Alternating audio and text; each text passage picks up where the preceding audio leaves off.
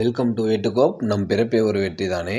இன்னைக்கு நம்ம logical reasoning question தான் பார்க்க போகிறோம். பின்வரும் படம் அமைய பயன்படுத்தப்பட்ட குறைந்த அளவு நேர்கோடுகளின் எண்ணிக்கை அப்படின்னு கேட்டிருக்காங்க.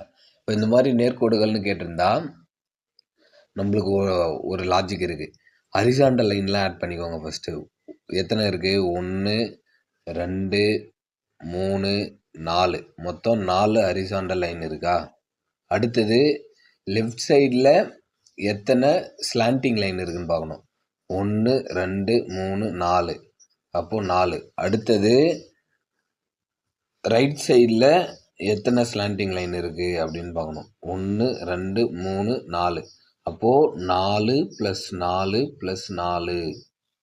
ஓகேவா? போட்டிங்கன்னா 12 வரும். அடுத்தது 2 பகடைகள் ஒன்றாக உருட்டும் போது இரு பகடைகளிலும் ஒரே முகங்கள் கிடைப்பதற்கான நிகழ்தகவு. இப்போது டைஸ் உருட்டுறாங்க.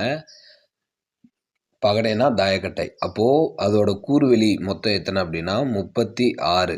ஓகேவா?